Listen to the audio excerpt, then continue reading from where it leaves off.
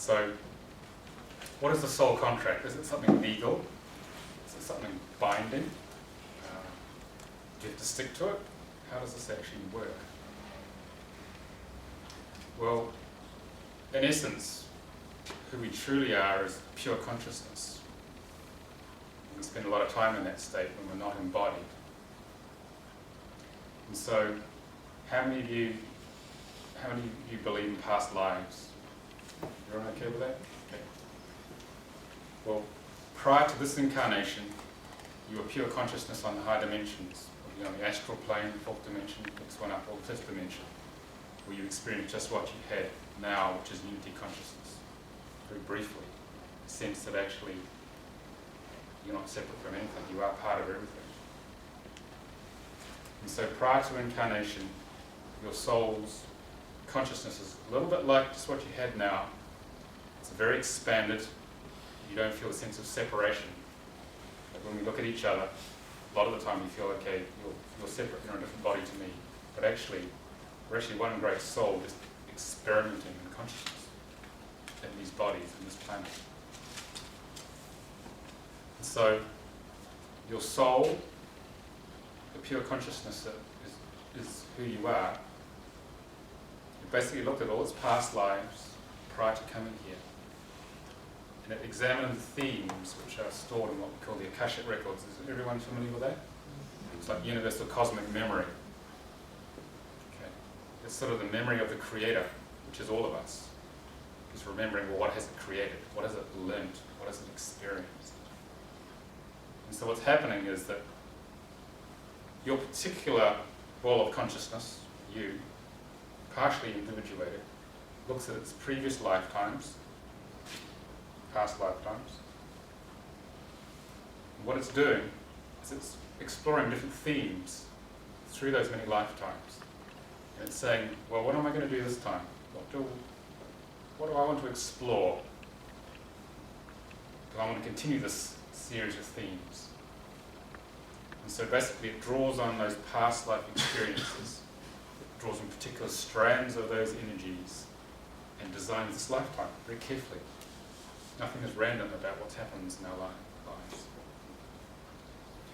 And so it then chooses a time zone in history, your parents, genetic structure,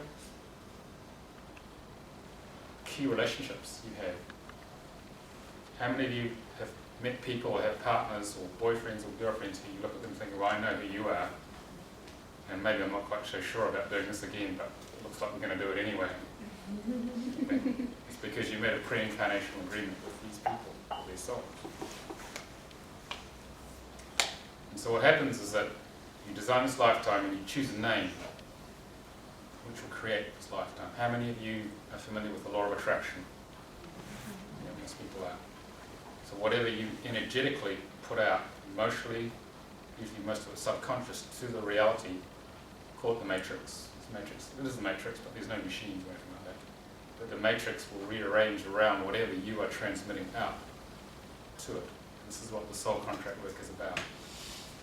Remember the matrix, they have these little mini discs and they run the programs. What's going on? Well, we're going to talk about your mini disc today. This is what creates everything that happens for you. And so you design your mini disc to create very specific experiences that the soul wishes to have. And sound is created. You know, in the beginning, they say in the Bible, there was the Word, and the Word was God. It was Om. And the sound of creation radiated out from the Creator, or the soul of the Creator, creating this universe, creating this reality. And so what happens is that you chose specific frequencies which are embodied in your birth certificate name, and you chose 2 or 3 different names which you could have used.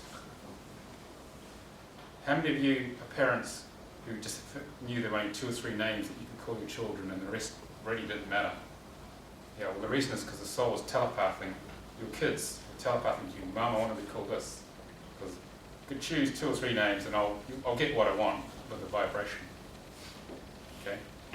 And so when you set the intention that this is going to be the child's name and we register it on the birth certificate, that contract is fully activated. Okay, so and that contract is stored in your DNA, it's stored in your cells, in your energy fields, and it's stored in a substance called karmic matrix. So a good analogy with the real matrix. And that's like a grey cobweb energy that goes through your physical body and out your energy fields in the fourth, fifth and sixth dimensions. And it literally is the stuff that, by the law of attraction, creates each moment in your life. It's sending stuff out. Okay, I want to create an experience of maybe disempowerment with someone, so I'll send it out, and I'll send an energetic cord of that out, and I'll pull them in, because we had a contract arranged prior to incarnating. And as that, how many of you had situations happen where the same old stuff happens? Something happens with a relationship, so I got rid of him or her. Then the next one comes along, it's just the same, oh dear. But you see it coming a bit earlier, but it happens a few times. And the reason is because your karmic matrix wanted to have that particular type of experience. And then after a while, when you work it through, you notice it doesn't happen again. It's because basically you have dissolved and burned through that part of the matrix within you. So what we're going to talk about tonight, is exactly what's programmed into your matrix. So then you know what's happening, you know what's going on, so you're not flying blind anymore. How many of you sat nav to get here today? Yeah. Well, we're talking about the most important sat nav of all, which is spiritual sat nav. I mean, you wouldn't try to go somewhere without navigation, a map or a sat nav, but in life most people go to all sorts of strange places without any form of navigation. They just keep running off the road. Sound familiar? Yeah. So we're talking about spiritual sat nav here. This is what this is about, how to get to where you need to go, hopefully in the easiest possible way.